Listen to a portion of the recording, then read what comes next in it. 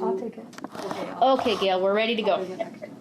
Okay, also I'd taking like to tickets call you the have to October get with a new 20th, ticket. 2020 I have them at home with library board meeting to order at, my clock says 5:05.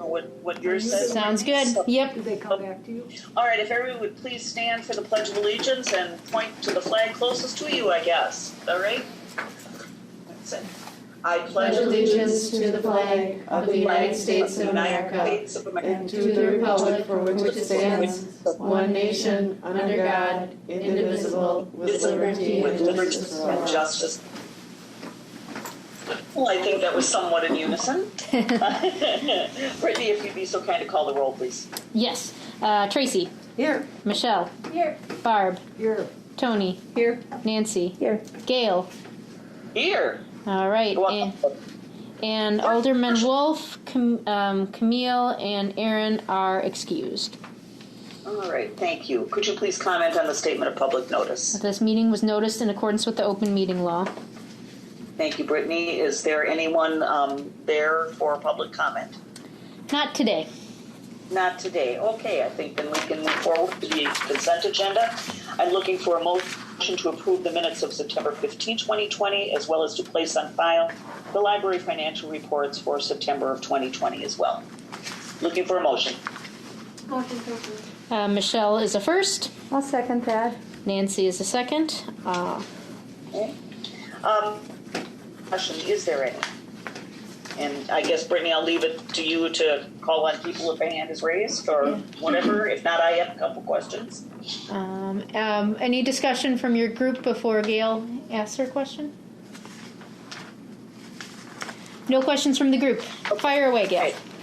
All right, on packet page 5, just curious, under the first section, which is Amazon Capital Services, I see a thermometer. Are you taking temperature, I would assume not on a regular basis, but you have one in-house? Correct. We have a forehead thermometer. It is going to be used in the event that someone has had an exposure that is considered risky, but I still feel they're able to report to work. I will have them monitor their symptoms. And we had a lawyer tell us that the temperature should be taken on site, a human resources lawyer, because that if you require it as a condition of them being at work and they take the temperature at home, then technically their workday has started at home. So the temperature is taken when they enter. Interesting. Well, the law is forming as we speak, I guess. There we go. Okay, just wanted to notice that anyway, but you're not taking, this is for internal, for staff. employees. Yep. Okay. Yeah. All right. On page 6, under card member service, Elan, I saw a number of entries for, and they look like somewhat sizable. FOL, which I assume is Friends of the Library. Correct. But I don't know what SRP means, and it looks like we make payments to them. Am I correct about that? So it's the summer reading program. So basically any expenses from the summer reading program that the Friends will reimburse us for. So the expense was we bought supplies for the summer reading program, and then we make a note of They were pretty and I wasn't sure what was going on with that. Yep. So, Yep. Gift cards and prizes and things like that, and then the Friends reimburse us. Okay. On packet page 9, cultural rec and education, library system, etc. That's a pretty big number. Are we going to be getting that money? Sorry. What was that again? Which part? A culture, rec, and education under the general fund. It's the second item down. Library system, etc. Looks like down 56,787. I assume that there's a payment that's coming for that, or Yeah. That's all system funds. That has nothing to do with like fines or grants or whatnot. So that should still be coming. all those other things are down, but that one was a little frightening to see that number there, and I assumed that it was coming in, but just isn't here yet. Yep. So, Yep. okay, I think those are my only questions. More observations than questions necessarily. So, any further discussion? Yes, I have one question on We Energies. Nancy has a question. What packet page are we on? We're on packet page 7. Packet page 7, okay. Is that our monthly bill, $6,000? We Energies, right at the bottom of the... Oh, let me think here.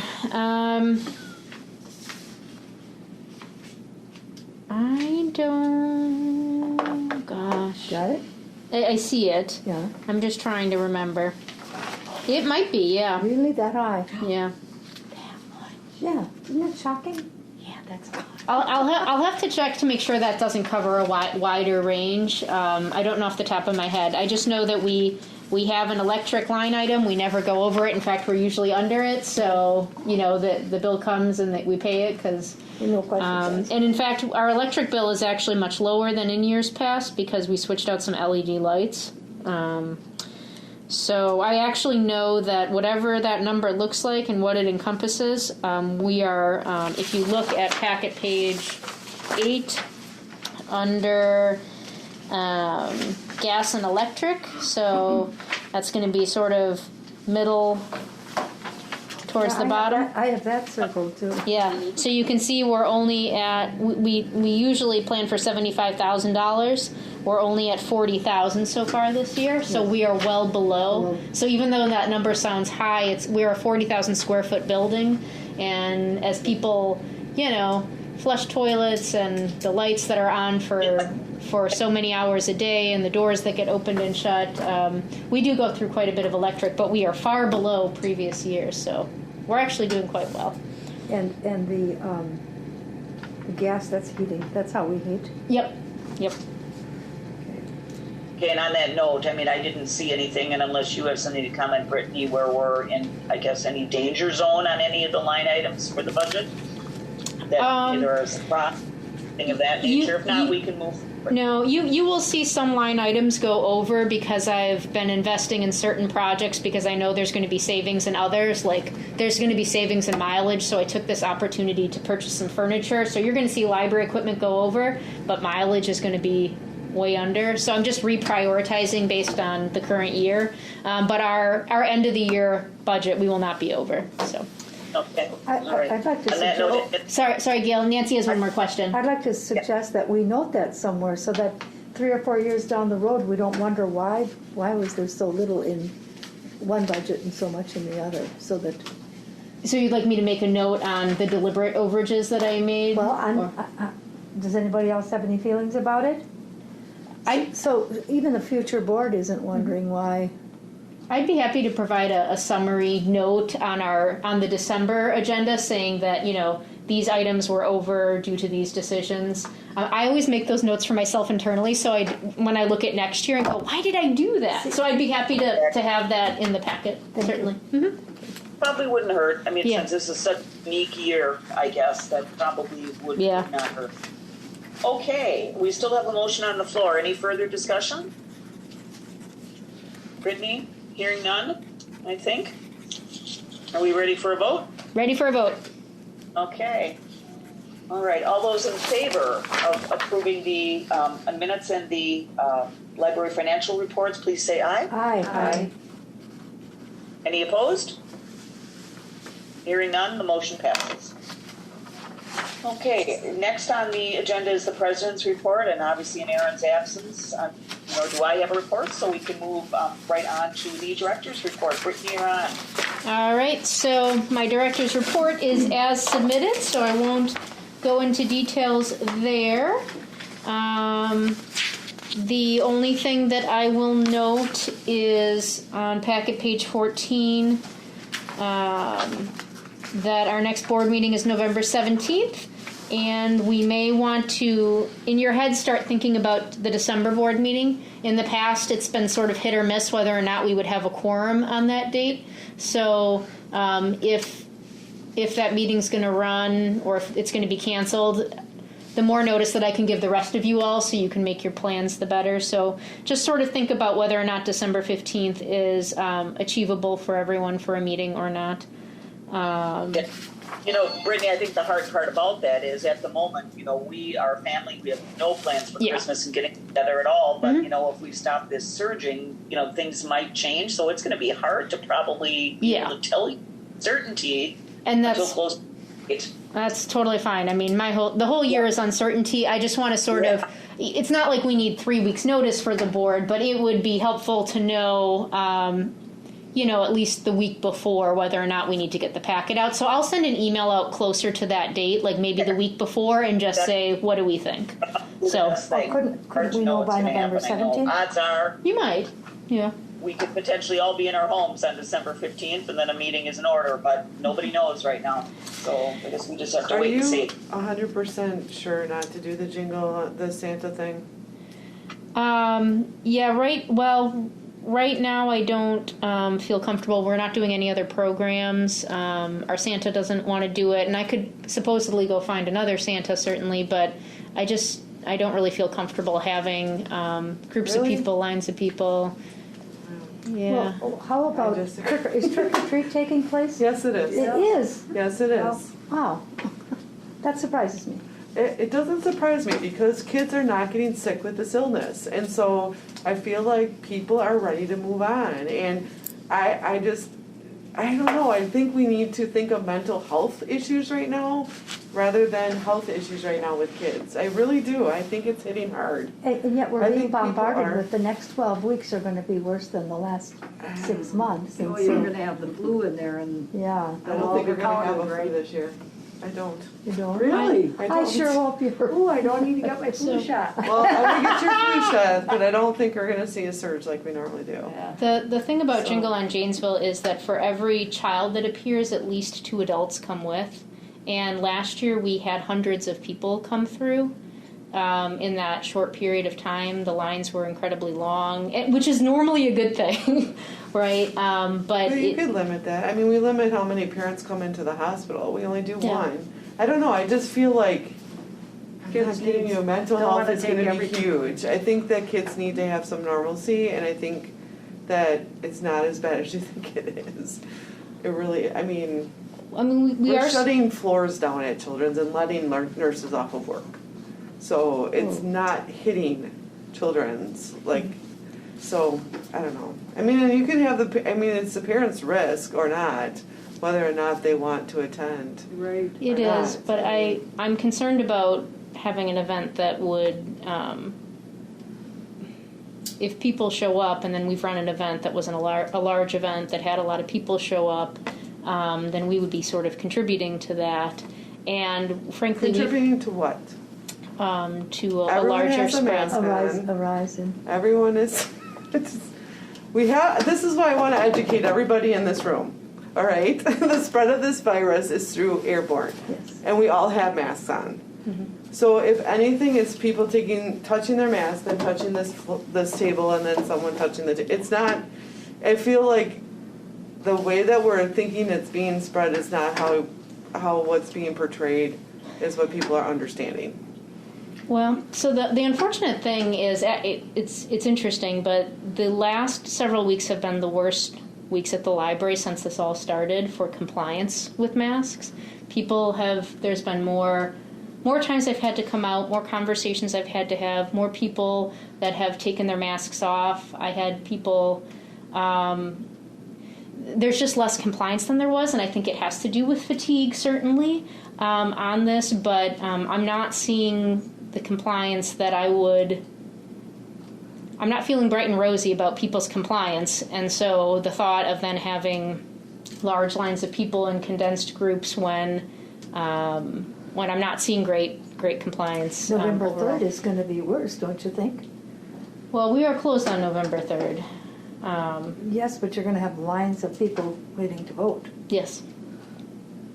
There really isn't a difference. But I mean, But you're not sponsoring that. yeah, the voting We're hasn't not happened. saying- That's Come true, on in. that's true, it's not. You know, Yeah, but I the think- facility's still being used and you cut back on the requirements now and yet they aren't gonna cut back on that. You know, allowing people in. There'll be more than 6 people in those rooms. I mean, I certainly support doing things to address mental health, and even if we can't do things the way we did, we'll still have the Jingle Bell scavenger hunt, we'll still have crafts for take and makes. Maybe we can still have a backdrop where kids can come and take their photos as sort of a drop-in, but I think a formalized event that says Santa will be here at between 10 and 12, and then having people come in at a condensed time as opposed to just, I think there's other things that we can do to celebrate the holidays and put the tree up without it being, this planned event during a certain period of time that would draw people. So.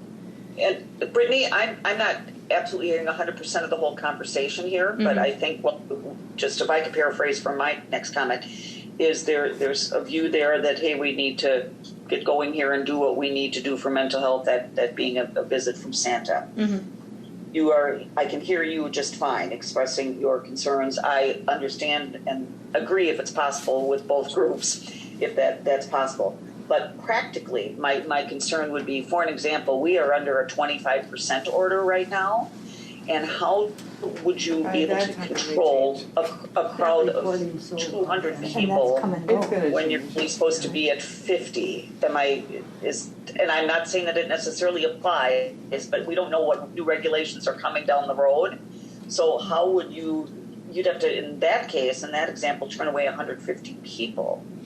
So because people are coming. Am I making sense with my question? You are. So first, the Governor's Emergency Order 3 technically does not apply to public libraries. Right. If you interpret it as that public libraries are government facilities, local government facilities, then technically we're exempt. I chose to enact that with our study rooms because there's not good airflow in there at all.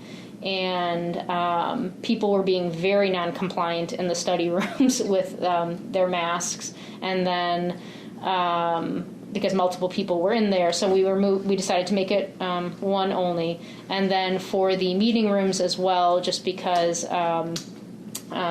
we've actually been we're very unlike other public libraries in that we do have public meeting spaces still available, and I really want to make that still available to what we can.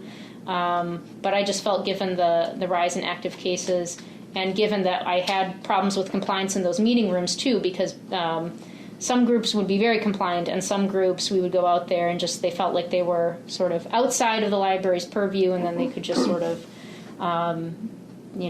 unseen, and then do what they want. So that's not the reason why I did it. I just thought it best to reduce groups for a while. But to answer your question, in order to run an event like that where Santa would be here, we would have to do something like not sell tickets, but offer like tickets in advance, basically. So, you have a ticket to come and see Santa at 10, you have a ticket to come and see Santa at 10:30, and that way you're basically creating appointments, kind of like what we did with curbside, so that we're not having all those people in at the same time. So that would be how I would manage that density of crowd. Yeah, because you could just have an outdoor event and have a 25% order. You don't know what your universe is going to be. You don't know how many people are going to show up. So how do you figure 20% of X or 25% of X? You don't know what X is going to be by the time the event is over. So that was my concern about crowd management if you were under that kind of order. But you've answered that sufficiently, and we don't even know if that order will be in place at that time. Right. But I there like could be that something outside else. idea. Yeah. Keep it all outdoors. Keep it outside. I don't know if we should promote a large gathering. I mean, you've done so many things virtually that have been super popular with the kids. I hear about them. I mean, you could do something with Santa virtually, or Mrs. Claus, or do something like that. But we keep saying, don't get in big groups, don't do this, don't do that. I just think it sends the wrong message. I hear the mental health, totally get it, but could we do something virtually? And Like Abby does with the I mean, we do so many things that are in a group in this city that I don't.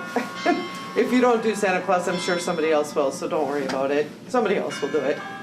Somebody else will have their grouping, I guess. And it's not that I don't desperately want to have events like that, but I am concerned about hosting an event when we have been rather limited in the events that we've had so far. We could certainly do a virtual Santa. Like I said, I think we're having a take and make in December for a craft. There's certainly other fun things we can do and giveaways that we can have. So it's not that I think there's a way we can celebrate it without having it just be what it was. So I hear that. what I'm hearing from you, Tracy, is that you think that it is really important to celebrate and make sure the children feel like they're celebrating the holidays. So the challenge that I will take back for myself and for the staff is what can we do to provide that while still trying to not have a group event. So I will absolutely work on that. I think Can we do a also, Zoom meeting? Have I Santa don't on think Zoom? it should be a Zoom. I don't think it should be virtual. I think it needs to be in person. I think it needs to be, like, I think kids need to have that hands-on. they need normalcy. They do. I mean, know, you're it's- scaring them. You know, Yeah, it's it's successful. terrible. scared. It's really. You know how successful the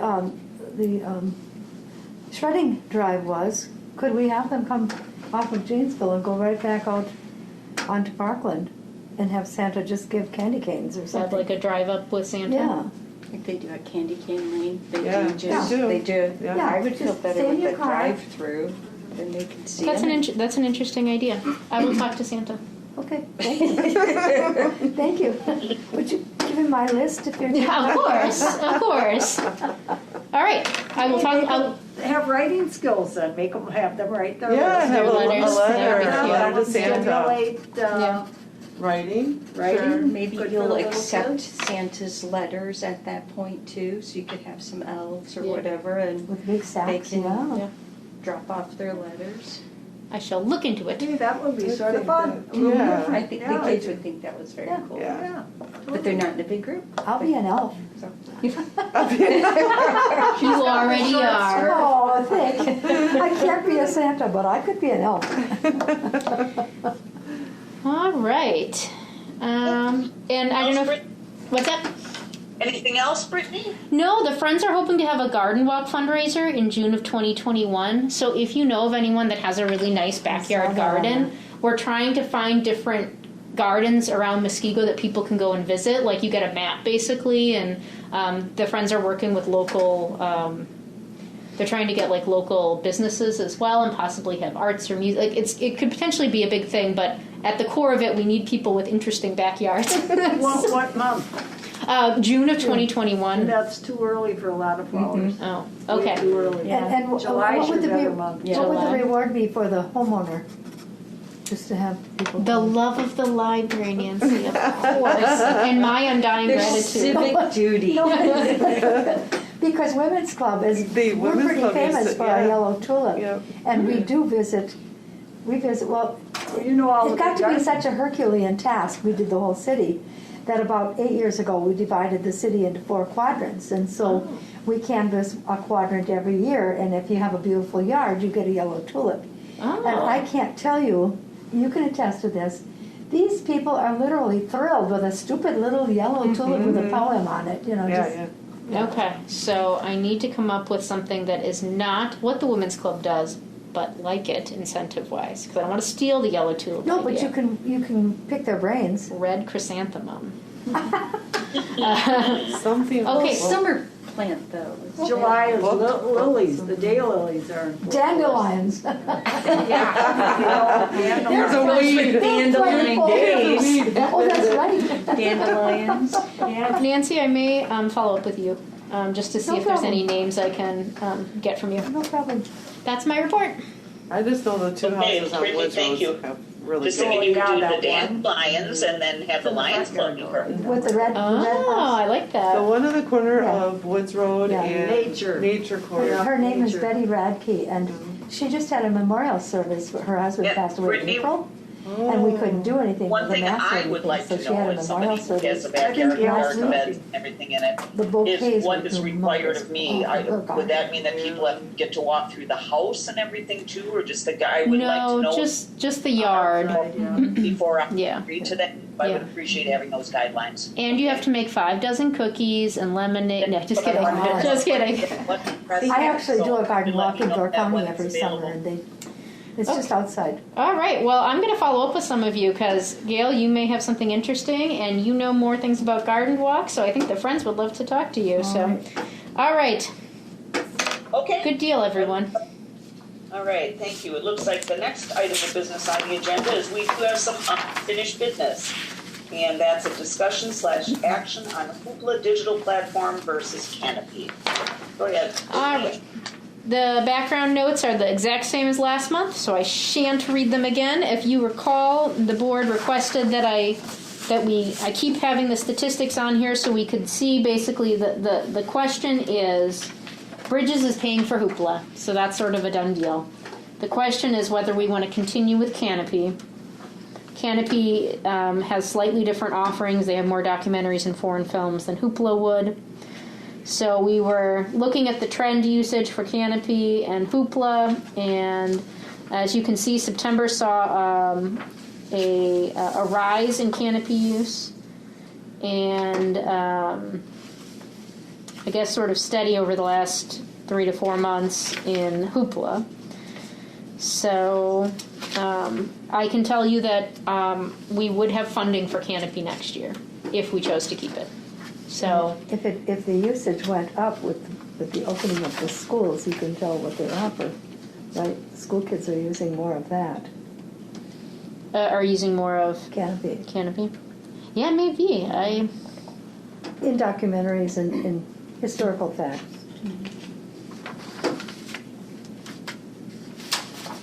I just feel like they're so different amongst the two. Like, I feel like they're not the same. So to get rid of one and not the other, I don't know, it's just difficult. Yeah.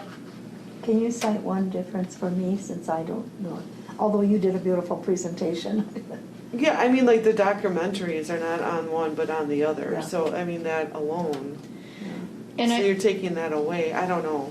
I will say the interesting thing is Canopy just added a bunch of documentaries from the History Channel and A&E too, so some more name brand recognition. Canopy and Hoopla, both of them don't necessarily always have the most high-end name brand thing, so that really stuck out in my mind that it had some of that. I think it's both. Canopy has a lot of Oscar films too, or independent films, like really higher quality. Because I've been going back watching some older stuff, and like all the Charlie Chaplin movies and stuff like that. That I'm like, oh, I never got into that. So, like that, I find on Canopy and not Hoopla because I use both of them. Didn't you say though it really wasn't a cost factor? Correct. We So- would have the money to afford both next year. Right. And it's just based on usage, your cost, right? Correct? Correct. Yeah, Correct. so I think we should offer it. I Both of think them. just do both. I don't know. Why not? All right. Keep the old people Is it a whole happy, year and the young contract? people interested in the old things. No, They you can cancel with 30 days notice, both of them. So if we decided midway through next year we had regret, we could always cancel it. Sure. I mean, if it's Okay, only based on usage. and I guess the only thing that I would add to it is dependent on the decision tonight that we make sure and let people know that it's available. Yes. And Otherwise, that's a double-edged sword with one of the services. well, But- admittedly, we have several new resources, and by new I mean we've had Canopy for a while now, but Canopy, Hoopla, and now Help Now, our newest service, are indeed our best kept secrets, and that's not through intent, it's just through needing to advertise better. So I'll get into that when we get to our one of our future agenda items about the usability study. And how we advertise. So, but yes, they need to be advertised much more heavily. I think it's because of your mask. Are you saying health now or help? Help now. H-E-L-P. H-E-L-P. Thank you. Help me now. Help me now. Okay, the best thing probably to do at this point is to put a motion on the floor, not for what that content would be yet, and then any discussion from the board happens after the motion is on the floor. So would anyone like to make a motion based on Brittany's recommendation, which again, I'm hearing only bits and pieces, so I apologize for that. Is there anybody on the floor that's willing or ready to do that? I'll motion that we keep both Hoopla digital platform and Canopy for the following year. Tracy just motioned to keep them both. I'll second. Okay. And Barb seconded. All right, so at this point, is there any discussion on the motion on the floor? To keep them both? We always see Pro or the con? discussions first. Yeah, I agree. That's my fault. I'm always Yeah. getting excited. No discussion. Okay, And there is only one part that I had, and it's in the first paragraph, the background notes. And again, I admit my ignorance on these programs up front. So the one sentence says, this model means you pay for what you use. And I circled the word pay, and I think my question was who pays? And that must be us, not the user. Correct. Yes, okay, because when you say you pay, I was like, who does you pay mean? What does that mean? Okay. And I didn't hear the first part about where we're getting the funding for Canopy.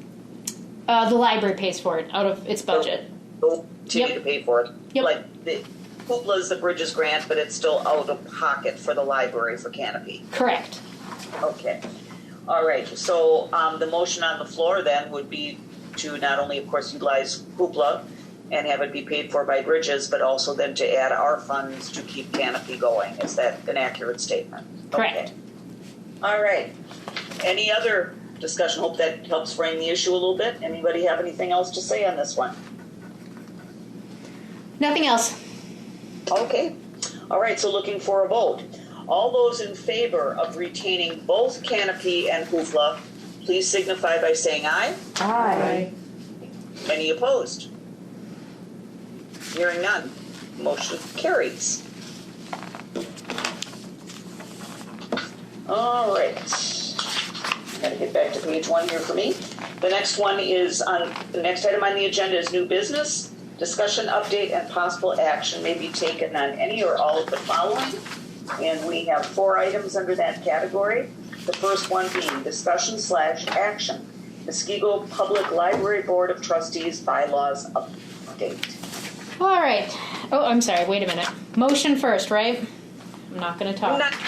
And you can discuss it because people don't necessarily know what kind of motion to make until they have the background. Want me to talk first? Okay. So that's on packet page 20. Basically, this needs to be approved because it's an ordinance change, and basically there's no creativity on our end on this. This was something that it was a Wisconsin statute, and the mayor was bringing the ordinance in line with the statute, and so now we need to just have the bylaws reflect what the ordinance is. So, and basically it just means that the alder person, instead of cycling once a year, they'll be on it for 3 years. 3 years. And I also read the ordinance to say that the school district representative shall also serve 3 years. Correct. And Tony, that was already sort of in the works, I think, right? Anyway, yes. Yeah. But Ish. Ish. Yeah. it codifies that, though, in 12/7 sub B. It says the appointed alderperson and school district representative shall serve a 3-year term. So just pointing that out. It also says 9 members, though. Yeah, we have 9 members. They're just not here tonight. Okay. Yeah, there's 3 gone, and then 6 of us here. So basically, the discussions tonight, and then because it's a bylaw, we'll vote at the next meeting. So that way it gives people a chance to think. Because, of course, we don't change bylaws lightly, right? They're the governing document for this group. So there's no vote tonight. I did put action on there just in case all the board members showed up and they were just like, look, we're all here, let's just do it. But we're not all here, so we're not going to do that. So any discussion? Okay, well, or motion, sorry. Okay, I'm looking for a motion. I'm going to suggest to approve or to table. Because it looks like we need to do this. I mean, so I don't think we can reject it. I mean, it should be in our bylaws. So to me, those would be our 2 options. I would say move to. Table. I would say move to discuss with a vote in November. Okay, everybody's comfortable with that. I am too. So looking for that motion. We get a motion to discuss the changes tonight with a vote in November. I motion. Okay, so Barb firsted that, or however you say it. So she made a motion to open discussion on this topic. Yep, and then Michelle seconded it. For a subsequent vote at the next board meeting. Is that what we're doing? Yep. Okay, and we second. Okay, now, any discussion? Yes, at the risk of sounding like an idiot, to me, this is a moot point because it's like the city's telling us what we have to do. So why would we vote on it? Just because the bylaws, it's true. You really don't have a Right, choice. you I mean, don't have a choice, you could choose not to vote on it, but it's still something that's going to happen. It's just the act of this is a formal document that you write. The bylaws are written by the board. So now you have to say, yep, we are updating this. We are updating this document. But the choice of whether to accept it or not is not. Thank you. Here, yeah. It's a small distinction, but I would never change the bylaws without running it past you all, though, because... Well, but we certainly as a board want to be in compliance with the statute. Yes. So, I mean, that's what we're doing here, so, and it's a formality, perhaps? Yeah, that's a great word for it. It is a formality. Okay, I did have one additional comment, and I don't know how it changes this, but at the bottom of the bylaws, it says adopted by the Board of Trustees of the Muskego Public Library on October 16th, 2018.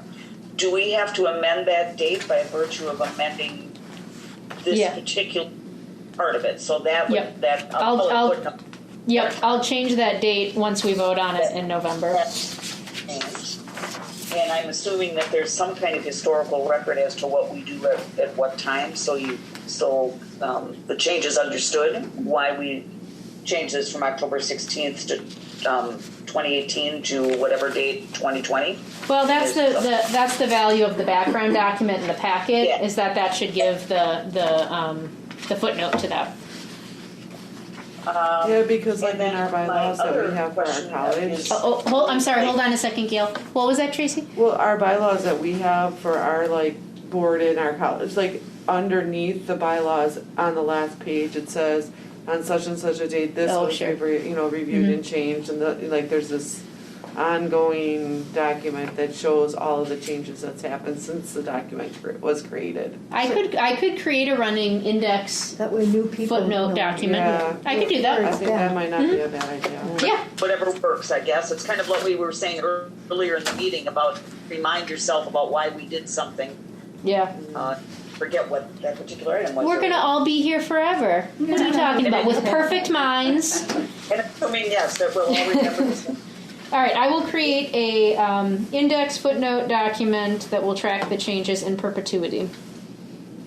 Yeah, and I apologize, Tracy. Obviously, I can't see everybody, so I guess you just have to shout out and talk over me here. But Article 6, Section 8, unrelated to the topic at hand, but in the bylaws, I'll notice the board shall approve and submit the required annual report to the Division for Libraries, Technology, and Community Learning. I have never heard of that group. Is that what it's officially called?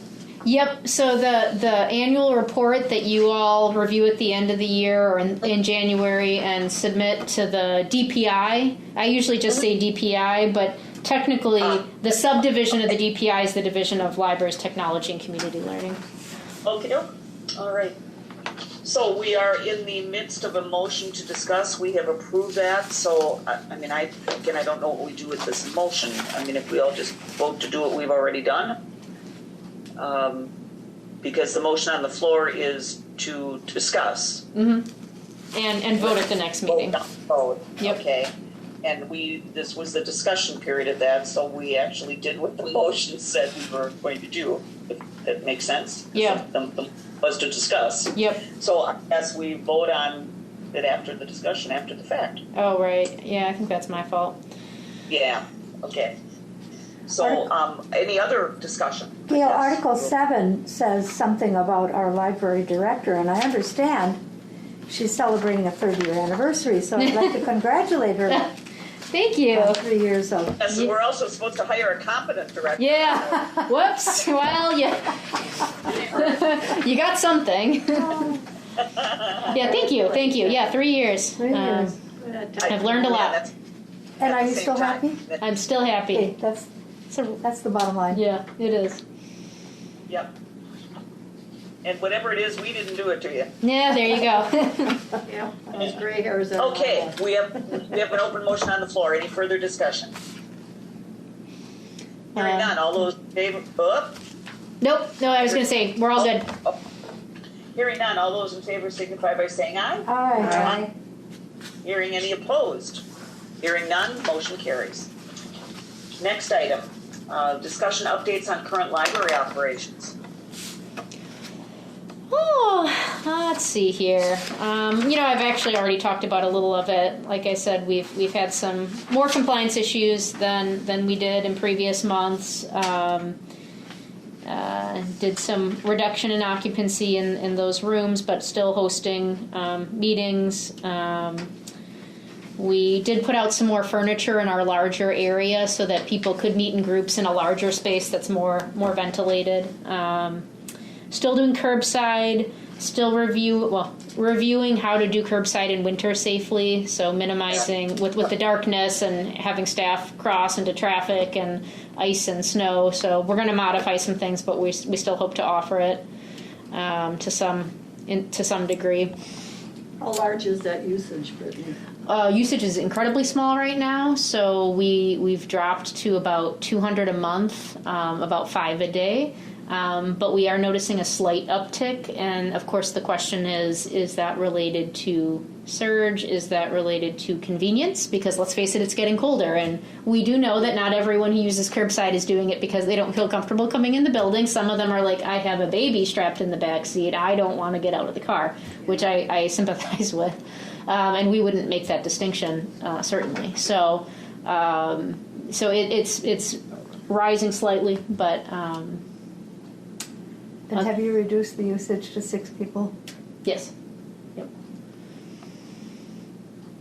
Do you Okay. get a lot of traffic from Tony, I'm sorry, Gail, Tony has a question. Yeah, I'm sorry, I can't. No, that's okay. No, that's why I'm articulating. Do you get a lot of traffic from our virtual students? We do see a fair amount of students coming to study.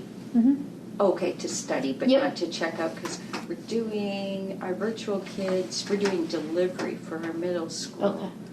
And so we had not a huge amount of kids, so I was wondering if they came here instead of getting books from us. So I don't know if I could really speak to whether or not we see a lot of virtual. I've had some people say, like, check out a stack of books and like, oh, this is for virtual. It tends to be elementary school kids that are checking out high stuff for virtual. More so just people coming to study and use the computers or the internet. just curious, just because of what our numbers are and what we're doing for our, it's basically our curbside too. For elementary, we do have a lot of kids. But you said deliver, does our district actually delivering to them? Yes. Wow. We have a group, they're the 18 to 21-year-old developmentally delayed. So they usually go out to the community and go to businesses. Well, they're not able to do that now. They're not having them in. And so as an experience, they deliver some lunches, they'll deliver some books. It's not a lot, but the kids then go to the door, hand them the bags, they have a script, a conversation, so it's giving them that experience. Yeah. It's also impacting our senior taxi, because our senior taxi has gone from seniors to redevelopmentally disabled, and we really transport a lot of the big population. And they're being impacted by loss of jobs as well. It's like a domino effect, right? It affects everybody.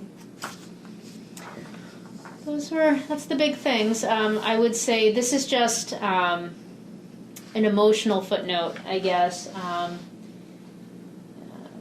It's the library staff have had a lot of different difficult things going on in their personal lives lately, and I'm obviously not going to speak to that, but just know that there's a lot of library staff that have been impacted by, and not related to COVID, just really loss or difficult news lately. So just giving a shout out to them that there's just been a lot going on in a lot of different people's lives, as is true for everyone.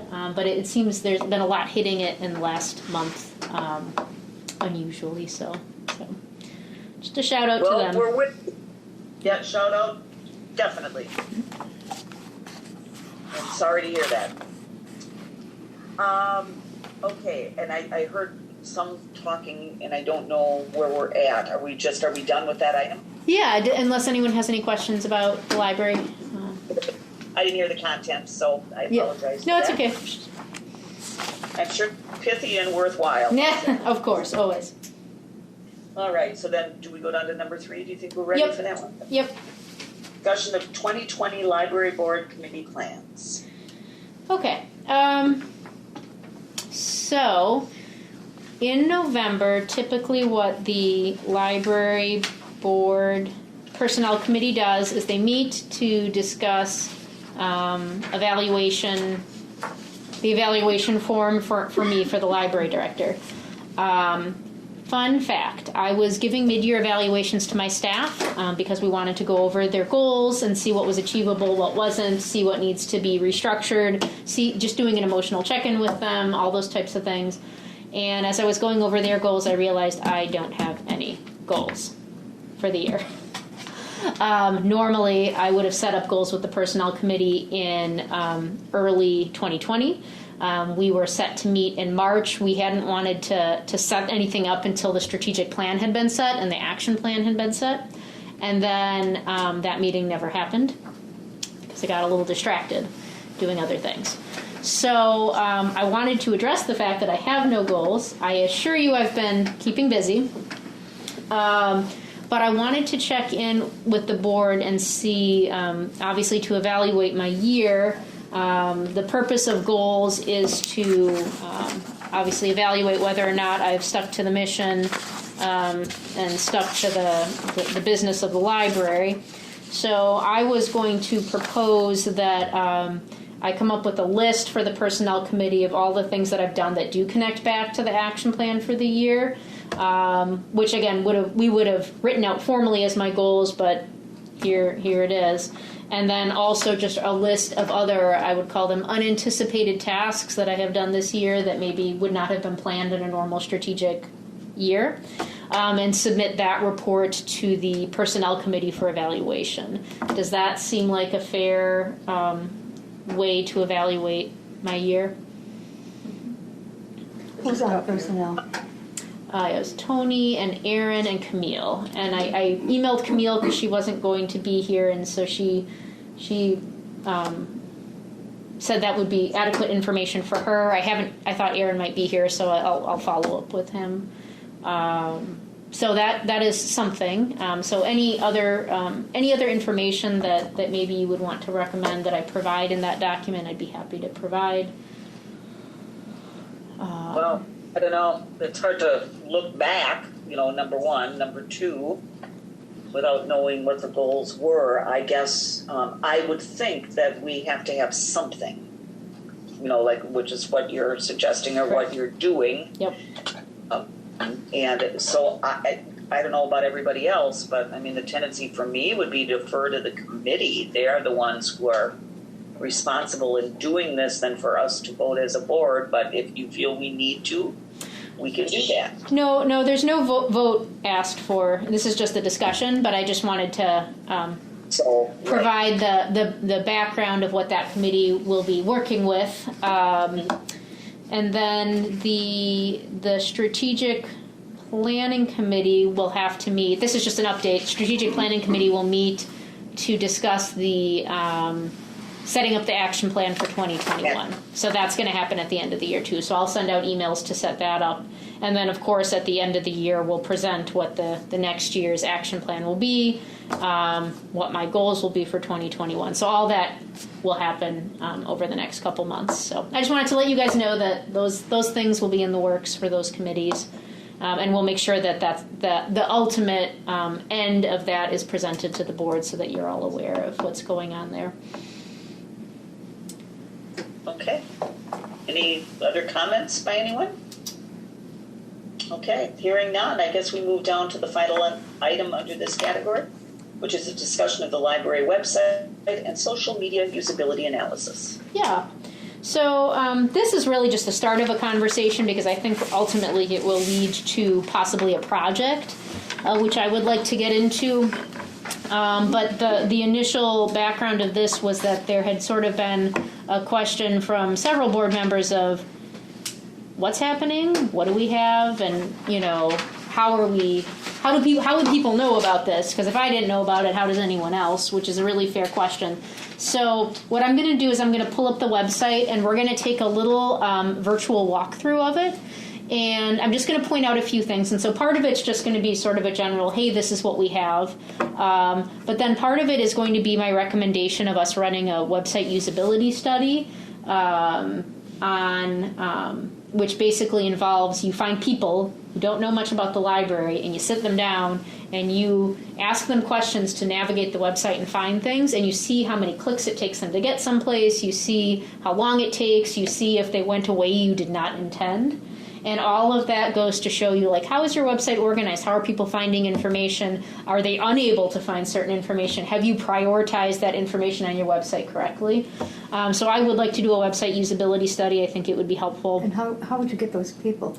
Great question. That's a problem for, like, tomorrow, Brittany. I'm just proud that the idea is actually out there. I love it. But yeah, so that will be, a lot of it's just sort of cold approaching. So you go up to someone who comes in, or you go to people in another business, or you put little business cards or flyers in vintage grounds or things like that. You just sort of go out into the community. Yeah. So I'm going to pull up the website. I will say that, okay, I am going to share my screen, Gail, so that you can see it on Zoom too. So just one second. Okay.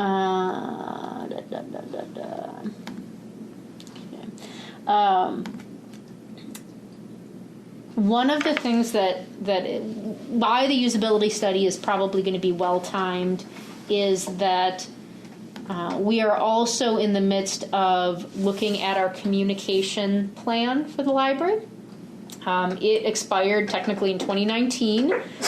If I had been a perfect individual, I would have probably planned the planning of that document in with the strategic plan. I'm going to blame my baby on that, because going on maternity leave really cramped my ability to get stuff done. And now it's on public record that I've blamed my son for something. So we're doing it now, basically. And so, we've talked a little bit about how there's so we have the communication plan that we need to address. And of course, in the communication plan, our website is one of them. So I can see the usability study helping support the revitalization or the updates to this communication plan, which basically outlines, here are your different groups. Here's how you advertise. Where else do you want to advertise and market and communicate? So I see the usability study helping with that in a way. And of course, it'll look at our social media as well. What else was I going to say? There was something else important. It would have made you all think I was brilliant. What was it? Can't remember. So anyway, so the mission statement, right? So we've talked a little bit about how that was going to be in the action plan for this year. So we have a few things related to our image, related to how we talk and communicate what we do. And so I see those three things sort of working well together moving forward. So it's a good time that we can sort of address this on a larger scale. But here is our library website. And so I'm just going to do a little walkthrough. Our large links are at the top, and that is where hopefully people can find a majority of the information that we have in terms of resources. So taking to our online catalog for how we search for items. And I won't delve into that because that's going too deep. Our electronic resources, which are going to be all of our databases. So our digital library, which is Libby or Overdrive, which has our ebooks and our e-audiobooks. Huge collection the entire state of Wisconsin buys into. Downside, very long wait times, or can be if you are looking at the popular stuff. So when I go to renew things at the library, is it the same thing or is that different than the website? Are you talking about physical items? Like Correct. Books or DVDs? Yeah. You would go to the catalog and log into your account. But I mean when I get the renewal notice and it So I click on and go to renew and. Yeah, if you click and go to renew, it's going to take you not to the catalog, but to your account probably. No, but what I'm saying is, Oh. is the website what I'm at when I'm doing that, or is it a lot, that is what I'm at when I'm renewing? Yes. Okay. Yep. Quick question about overdrive. Do Mm-hmm. you have an option with the consortium that as a public library, we could add to that and have access to just those things for our patrons?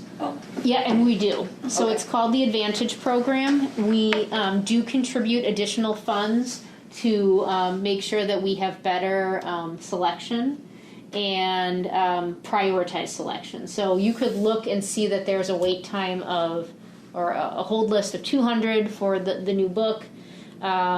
But if we have bought into that book in the Advantage Program, you're going to get it quicker than that. So, and that's kind of how our physical collection works as well. If you look at the hold list for a physical book or a physical DVD and it says there's 200 holds, but we, the library, have 5 Muskego copies, every time a Muskego item is returned, automatically it looks in that entire list and it hops to the next Muskego patron.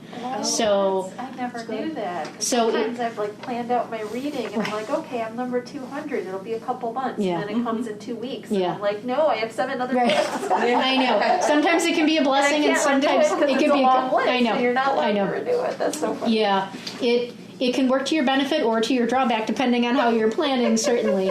But yeah, so what this does is it incentivizes libraries to invest in this collection and in our physical collection too, because otherwise, as a system, let's say we at Muskego go, I don't want to spend money on all these fancy new DVDs. We're going to let Waukesha buy them, and then we'll just steal it from Waukesha all the time.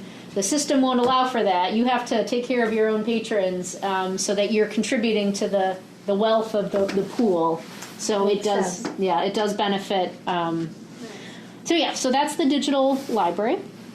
Then we have our databases and everything. I think Overdrive and Libby is fairly well known. Everything below here, I would say, is not. So this is something that if I were to do a targeted marketing campaign, which I want to, we would start to get a little bit fancier with.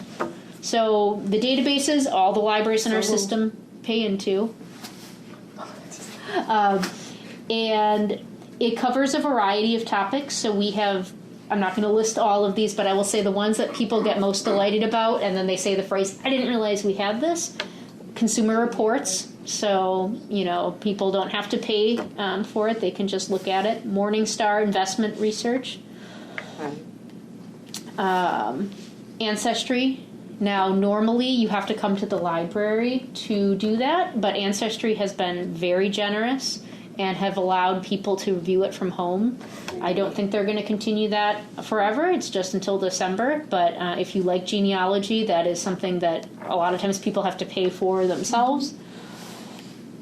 Again, I'm not going to read all of these. Learning Express is a huge one. So this has practice tests for school and work. So it has a lot of like the civic test that you have to take to become like a letter carrier or something. They have practice tests there. For corrections officers, they have to take a test, and there's practice tests there. Fun fact, I took a correction officer's exam just to see how qualified I would be. I would not. I guess you're stuck with me. I did not do very well. It was just curiosity. But also like GED and Praxis sample tests. So really good practice tests and skill building for students and for adults who are needing to take tests. Can I ask a question? Is there thought of having a separate, so the kids' resources are in one spot, so like they don't have to go through This list. different things to get to novelists? So if it was I just know from for us at school, they want one-stop shopping. Sure. This is what's available to me. Yeah. And I think they might get lost in this list. And so that's Or ages too. would be great to break it down for ages. So you bring up a really good point that we should probably have the databases under kids. So what you're talking about is let's not have more clicks than necessary, which is, again, what a usability study would be so great for, because I believe you. And then it's even more potent when you have a child sitting there and they're like, can't find what I'm looking for. But if you look, this is our homepage, right? And so if they click on kids here, and we have other resources, the programs, the 1,000 books before kindergarten, 500 books before 15, but we don't have the resources for the kids in terms of databases here.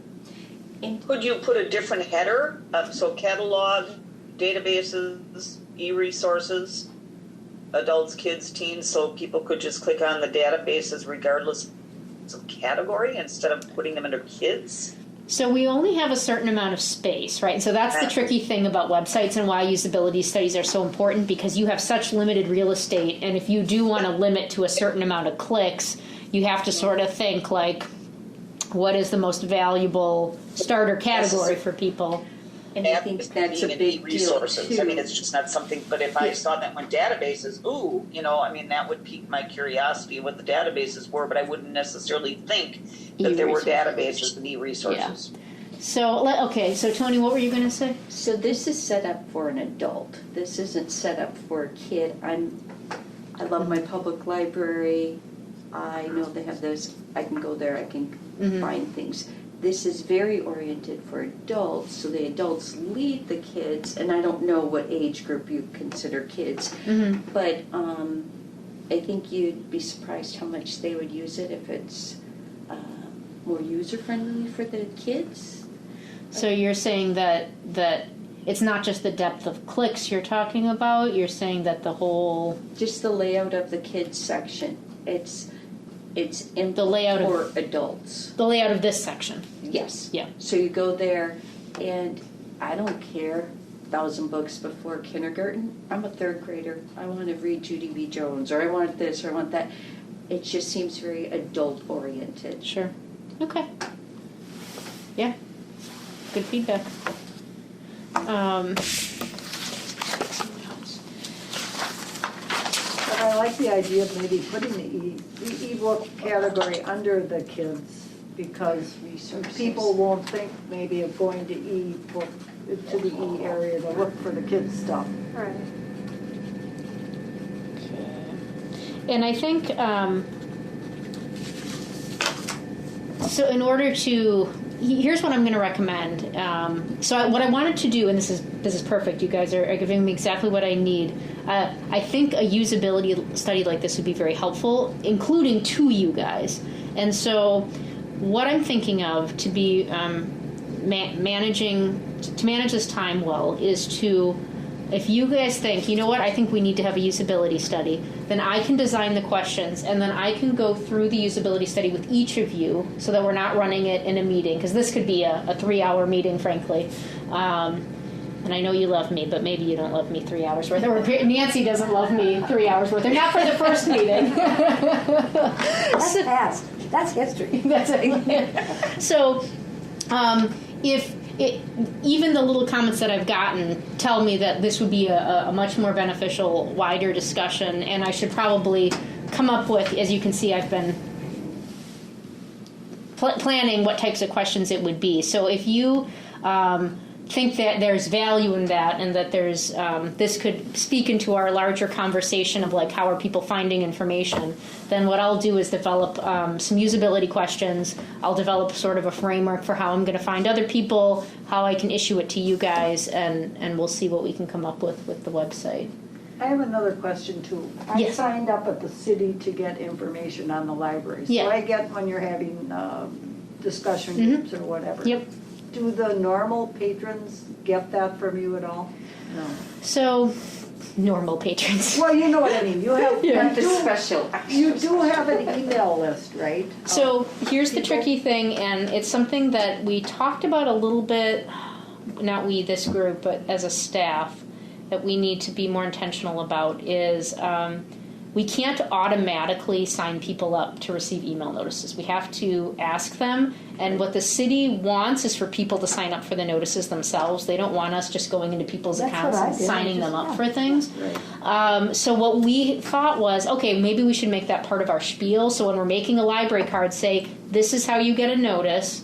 But, you know, and hand them a sheet of paper. But as you all know, you hand someone a sheet of paper, and for me, it ends up in the bottom of my purse. And so we were thinking, what if we had some type of like stand where as we're talking to them about library resources and making their card, we could have like an iPad, because we have an iPad and a stand where they could actually be signing up to receive the alerts, and we could help guide them through that as we're making the card. And I think we'd have a much higher success rate of getting people signed up for these notices. I Which think would that's then, a real good idea, because like the chamber has an e-blast. They have that Yeah. e-blast come out and tells you all the stuff that's happening, all the businesses, Yeah. you know, what they're doing, and you could do the same thing. I would prefer that than to having to go look at the website. I would rather we have this going on, or you know, the printed stuff you have on there. yep, the print Like calendar. every week, this week we're doing this, we have Mhm. new books, Yeah. new movies came in. And I think along with that, what you're using for social media, because I know working with the kids, this age group likes Twitter, this group likes Instagram, this group Yeah, I likes know. Facebook. I mean, and so how far do you want that reach to be, social media? Because they do watch it and check it out. But They do, I know. So the tricky thing about social media is, and this is going to make me sound like a penny pincher, but it does cost us $600 per social media account, because we have to archive everything that we do for open records. And so we've always wanted to be very intentional about the social media platforms that we use, because, you know, we add Snapchat and Instagram, and all of a sudden that's $1,200 more. Is that per year? Per year, yep. Not that we're not willing to do that, but I also think that would require, the more social media platforms we develop, we would either have to sunset a platform, or we would have to really think about work capacity and what staff time we're willing to give up on other projects in order to start rolling out new social media projects. Because, you know, if you want to do it, you want to be intentional about developing it. you so. can have it set so it goes to Facebook, it goes to Sure. Twitter, so it wouldn't be extra work once you got that in. And I don't even know which platforms you use or what have you, and $600 is a lot, but if it generates business, then it's like, okay, is that a trade-off? So Yeah, no, it's. comments. I do think that Instagram is, Twitter, they're very popular right now. So, I don't think kids are on either one of those. what do you My think kids they're are just on Snapchat and that's it. Snapchat? Yeah. There's a And new that one disappears coming. right away, right? So. And TikTok. If you would do a TikTok, you'd probably win the hearts over, I don't know how many Which kids. wasn't TikTok just Vine? Like, It used to be. people made fun of Vine, and now TikTok's back, and now TikTok's cool, but Vine wasn't. I don't And you know. have to watch too, because the age levels, so you don't want to promote TikTok for your 10, 12-year-olds. It has to be Yeah. older, and so then you've got all those messy things. But you're right, each age level likes a different tool. Yeah. Twitch is coming, is a new one that's coming up hot and heavy. Twitch, oh yeah, that's video gamers stream a lot to Twitch. Yeah, and it's worth exploring, but adding 4 social media platforms. Now, you said that there's automatic ways to upload content to that. I guess I would have to learn more about that. I didn't realize that there was a way. You can set up your Facebook page to do that. Right. That's So what I do. you have a Facebook page that can automatically Goes push to Instagram and Twitter. And Twitter, yeah. You can do that yourself. And is there a cost for you? No. No. That's why I wondered why, when you said there's a cost to this. Not for the social media Most of the apps. platforms, to archive Okay, the okay, posts, okay. and that's a city requirement. Well, I can certainly look into that. I was not aware that Not was to a be thing. sassy, but you can Not to Google be it and see how you can push it out to the Oh yeah, areas. I'll look into It's that. easy. Yeah. I like easy. But if you you're say going easy, I to like easy. one platform like Facebook, but you have the option to go to the others, you're only putting one thing out, would you have to pay $600 just because it's going to each of those? If the Facebook is the same thing? So you would have to pay to host all those platforms. It's not like a per post thing, but it certainly would be an expanded presence. I'll look into it. I literally knew nothing about it. Don't ever look at my Facebook page. It will reflect how much I apparently... I don't know. I always make comments about the Twitter account for the school board or the school. Because if you look, there's like 3 likes, 4 likes. I just don't know if like... Anybody ever sees it? I don't know. I'm wondering. The most likes I've ever seen is like 72. Like, Okay.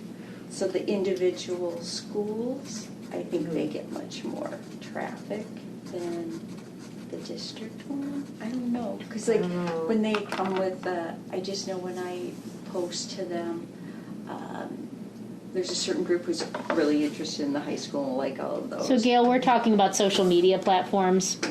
Kind of here. Yeah. And that Yeah. I don't want to. I know, yeah, I'm sorry. Yeah, we're just talking about social media platforms and the presence there.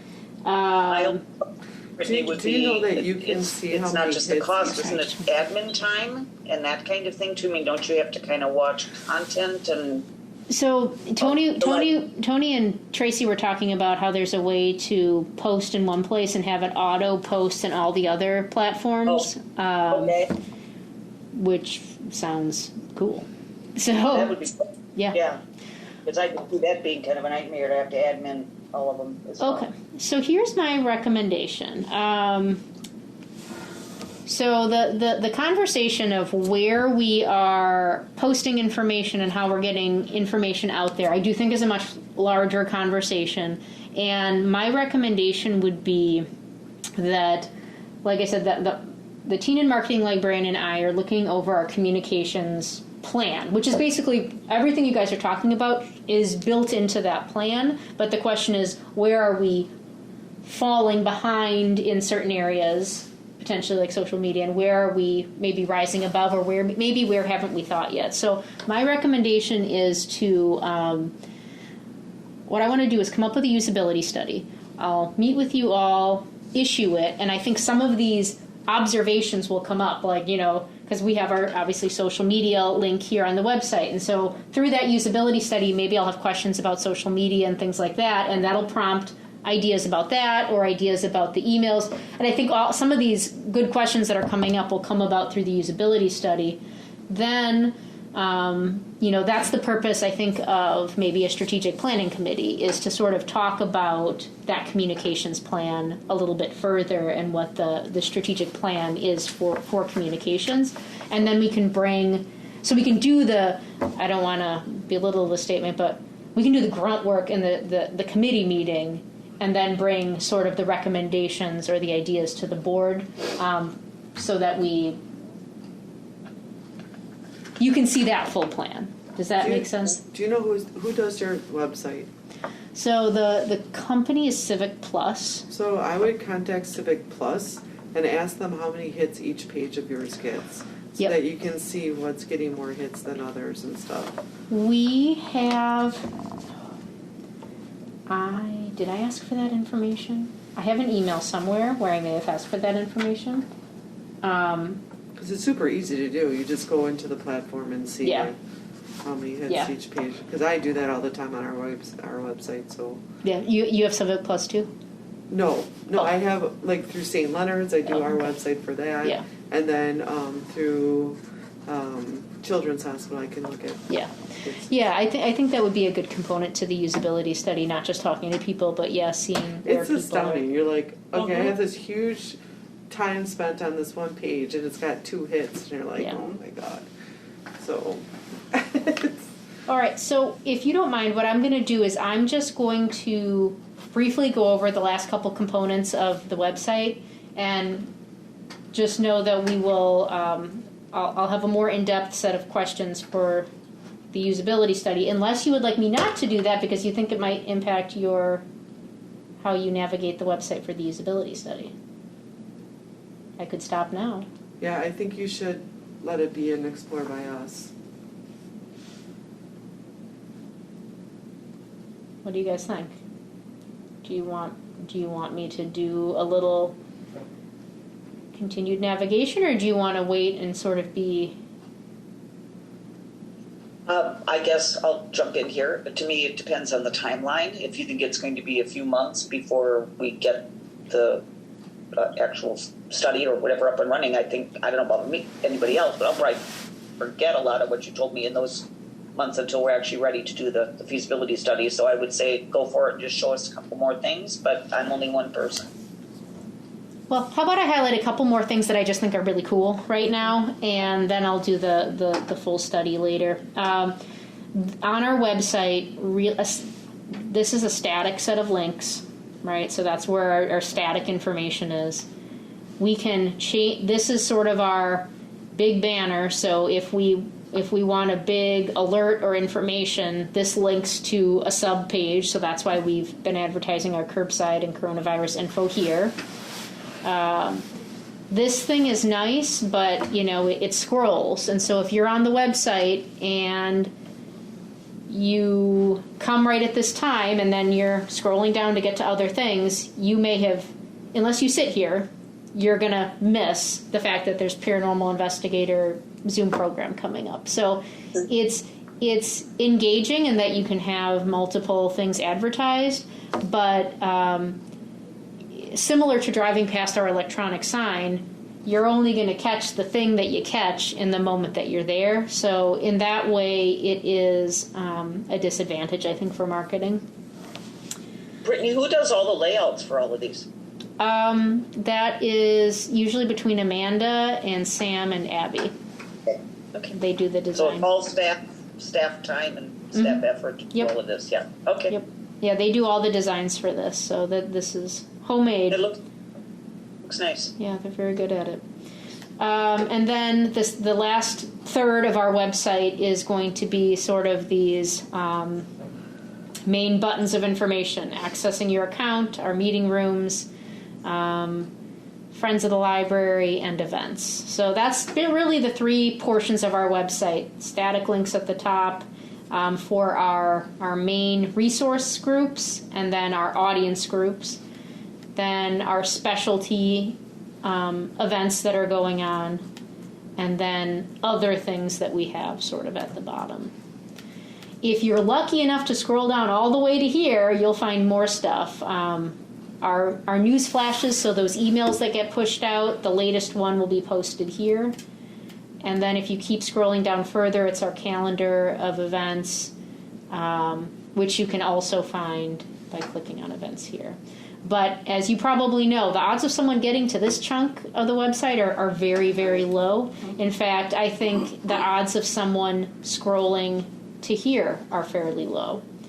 So the top 2/3 of the website are certainly the website that's going to get the most traffic, so that's where you want to have your priority information. I second. And Brittany, do you track traffic, meaning how many visitors and then their click-throughs at all? I mean, what kind of tracking are you doing right now? So Tracy asked me that question a little bit ago, and I'm gonna look and see if I can find that information. That's not something that I have on hand. Mm-hmm. So it would be very interesting, and I would definitely make that part of a usability study. Yeah, and so basically people get information either by coming to this website, going to our Facebook page. We have a YouTube channel now. We just added that. And otherwise they come and they pick up that print calendar. And that's about it. So, of course, there's all sorts of other ideas. I know that the high school was going to have commercials at games with their big screen, and we thought about making commercials. I think one of the areas that we could really step into in terms of communications is more video engagement. Like you mentioned TikTok, but I do think short videos and commercials, things like that, would be really engaging for people. So, if you decide to do that, if there are kids who are enthralled, and they will spend hours upon hours upon hours in the evenings doing those blurbs for you. That's nice. And they know the size and the format. They have a whole class on it. And he's always willing to do real things. Nice. Yeah. Okay. Who's he? Oh, Pete Matson. I can Yeah. get that info. so right now that's sort of our three main areas of advertising. It's the print calendar if they come in the building, the website Second. for all of its Second. benefits and drawbacks, and it's sort of had the same structure for a lot of years, so it certainly could use a look over. Facebook. And then our social media platforms, YouTube being new, so we're still discovering what we're doing with that. And then Facebook. And, Facebook has become tricky lately because we're posting so much Thank on you. it with all of our children's programming that things get pushed down so quickly that, we could have posted something saying, hey, we now have help now, or hey, the paranormal investigators are coming, and then all of a sudden It's gone. it's gone in an instance, unless people have signed up to receive like our notifications. So that's sort of the problem with Facebook. So So are you saying you'd have to get permission rather than just having emails and sending them out? You'd have to get permission from the people that they would accept? yeah, they would have to sign up themselves for it, but I do think that there's a better way we can structure that where it's like almost part of the card registration process, and those can be text alerts and email alerts. And then of course the fourth way to advertise is coming up. The library app is now in its beta testing stages. I'm about to download it. Today I'm on the tech user group, so I'm doing the test. And it will have push notifications that can be sent out about programs, which I think is huge because it's going to be basically bringing the library to people's smartphone, right? That's sort of an area that we haven't been very skilled at. That'd be a better way. Yep. So that's coming up too. When you're making your events on Facebook, are you making them as events? Or are you making them just as postings? Because when you do them as events, then you get reminders and notifications. That's a good question. I truly do not know. I'm aware of And then- Facebook events, but I do not know. the Yeah, answer. so like when you're on Facebook and make the events, then it gives you three options. Yes, I'm going, I'm interested, no, I'm not. And then you get to pick how you want more Yeah. notification to you. So I'll have to I ask wonder them. if you're just doing postings and not events. Yeah, good question. And that would change your format of putting it out there for your, I will ask them. I can't remember, because I know I put in is interested in some of yours, so I.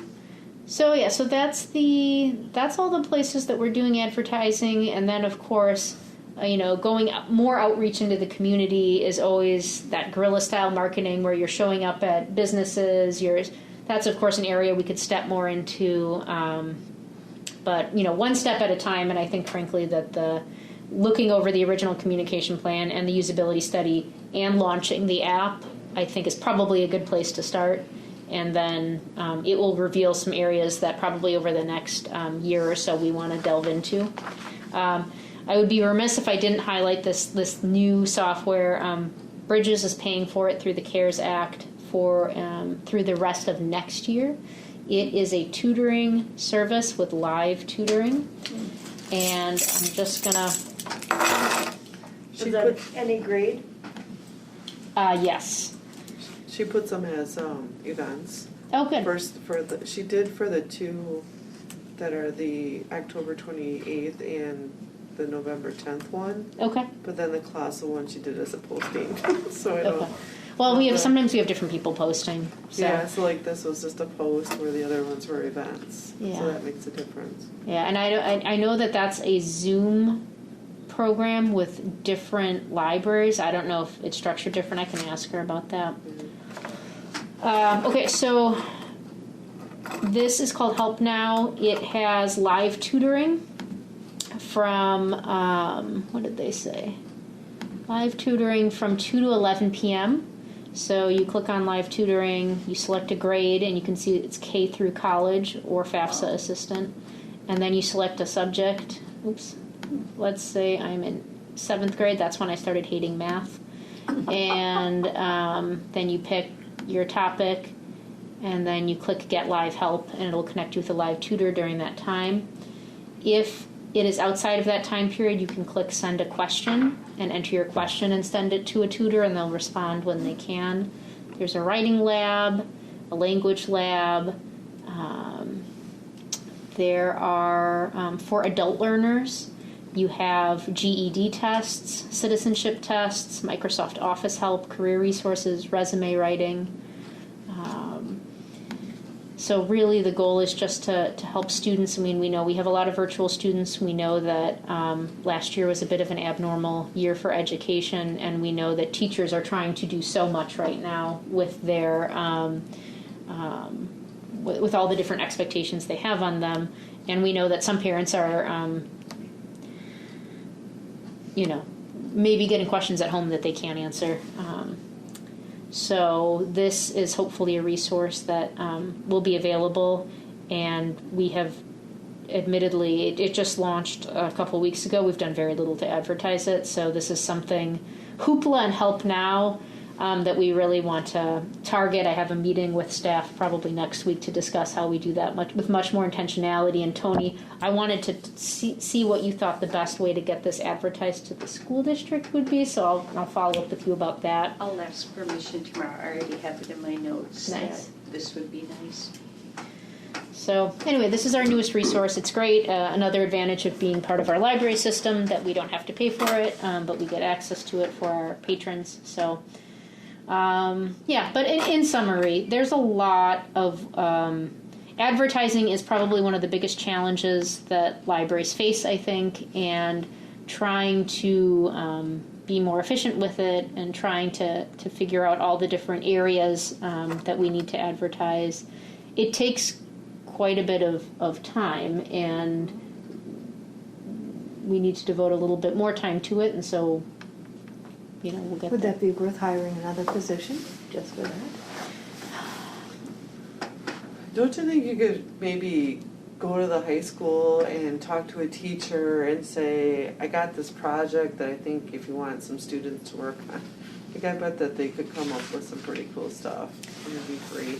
I mean, I think that there's certain like the commercials or helping us generate some social media content from people of the audience that we're trying to reach, things like that would be helpful. But in terms of like analyzing the structure and coming up with a plan, I would say that that's something that we would want to tackle. Like someone needs to be the engineer of it, and we do have a marketing position, but she's doing many other things too. It's not just marketing. So, I think the first goal is to decide where we're at, where we want to grow, and then from there we'll decide what we're capable of and where we need to find more room. So.